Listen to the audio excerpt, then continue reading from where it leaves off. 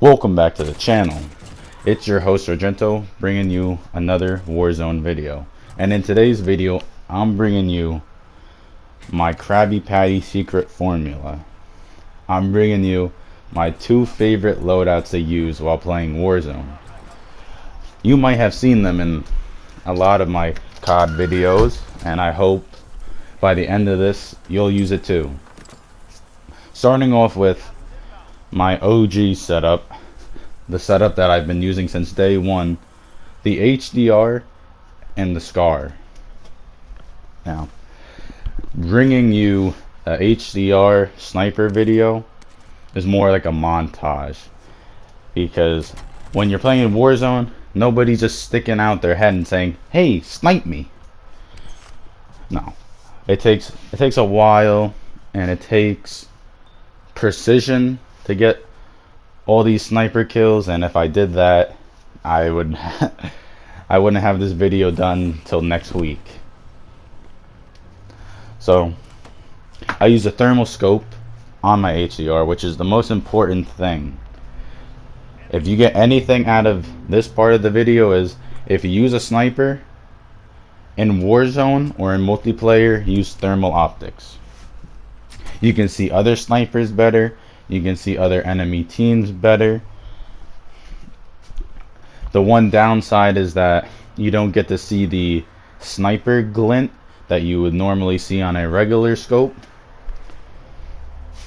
But that's okay, because being able to see more people is more important than making sure that some other guy isn't about to snipe you and send you to the gulag.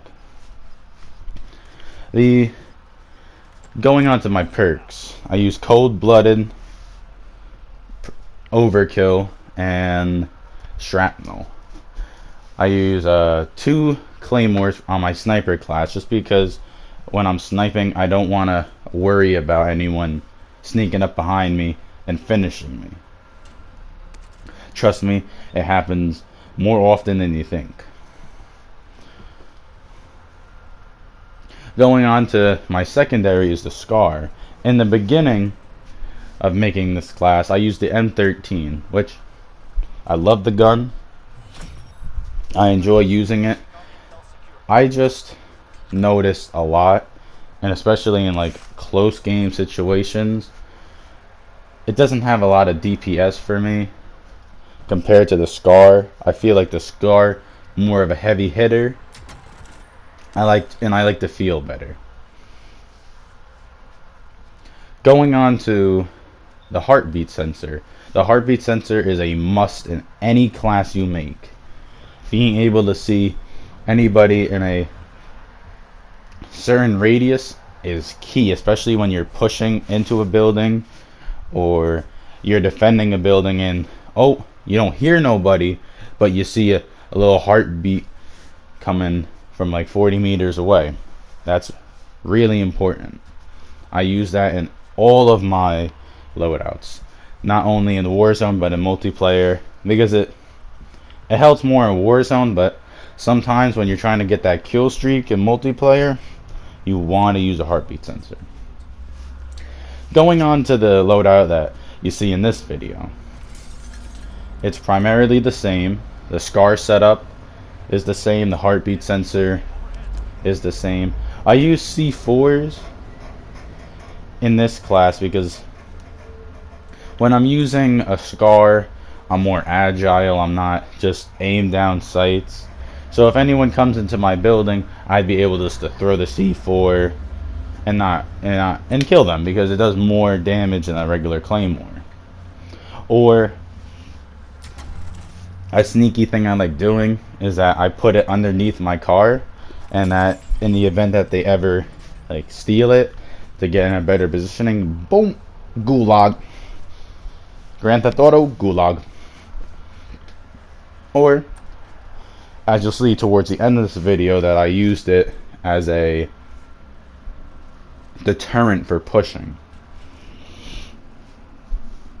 Going on to my secondary for this class, the good old RPG. Now, some of you might say, Sarge, You're using the RPG, you're meta trash. And I'm telling you, using a rocket launcher in Warzone will save your life. Especially in the situations where like people are in vehicles and you'll be able to shoot them or just get in a rocket in a window. It's clutch. I definitely recommend using it just because rockets are nice. And I don't have to I don't even have to say that like, oh, you should use a rocket launcher. No. If you use a rocket launcher as a secondary, it'd be good.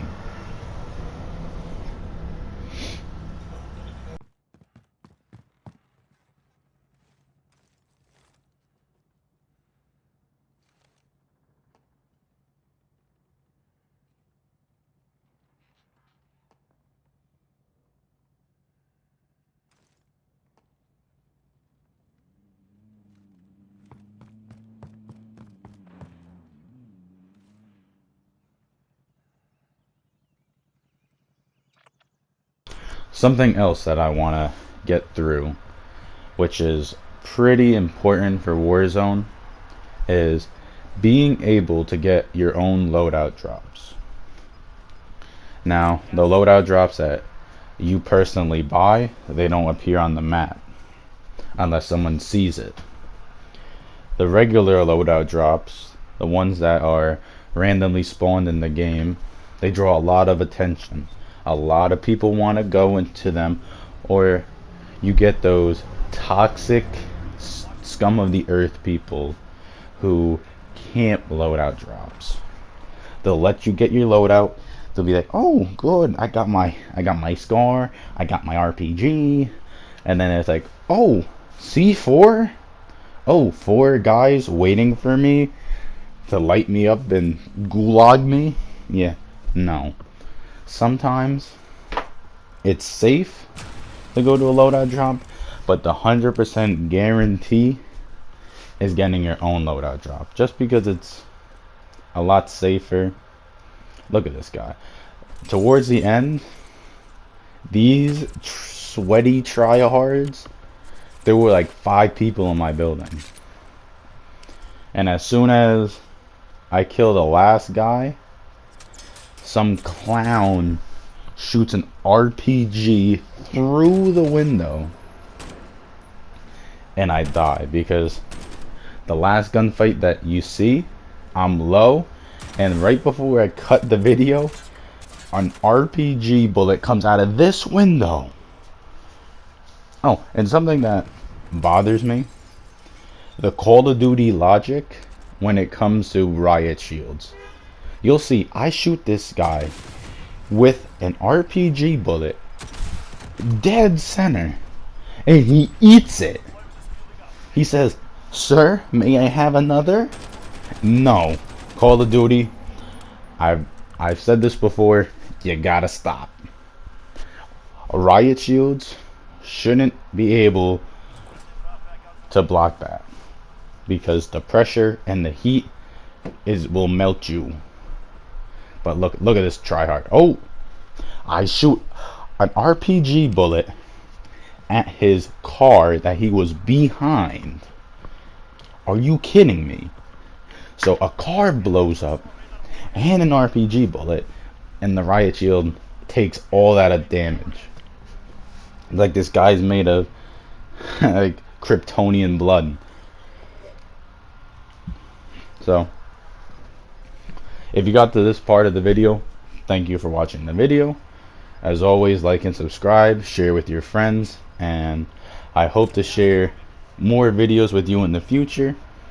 Thank you for clicking on this, and as always, I'll see you in the next video. Peace.